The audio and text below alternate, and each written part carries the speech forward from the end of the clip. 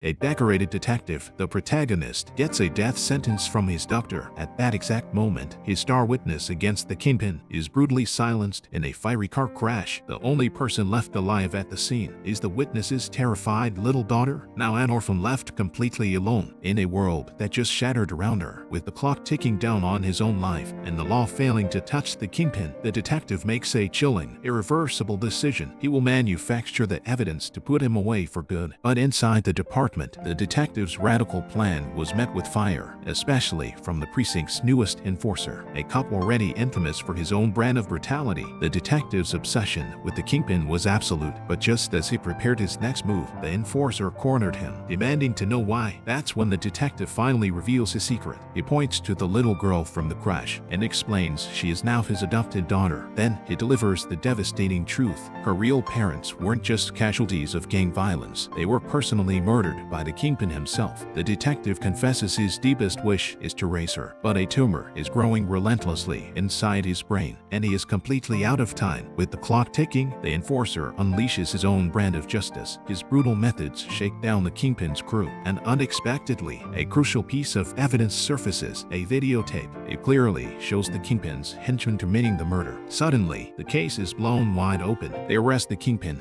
at his son's one-month birthday party. It should have been a triumphant moment for the force, but for the detective, the war had just begun. He knew the system was flawed. The henchman was the key, and if he talked, the kingpin might just walk free. During the interrogation, something inside the detective snaps. The law was too slow. Justice was too distant. He storms into the room, his eyes burning with a cold fire, and in one fluid, horrifying motion, he kicks the henchman straight through the window. The prime suspect plummets to his death below. This act was not justice, it was an execution, and the enforcer watched it all. The detective's single act of vengeance unleashes a firestorm. The fallout is immediate, and it is catastrophic. In the chaos of the hunt, his loyal brother is cut down, and with his dying breath, he makes a confession. He took the kingpin's money, but the reason shatters the inspector to his core. It was never for greed, it was to help the detective raise his goddaughter. For the inspector, this sacrifice cracks open old wounds, remembering his own father, a cop who died for the badge. He realizes these men weren't corrupt. They were desperate brothers in arms. In that moment, a decision is forged in grief. The inspector will help them reclaim their honor, and so the detective makes the final walk, the dirty money in hand. They return directly to the kingpin, their honor finally reclaimed as he steps into the coming darkness.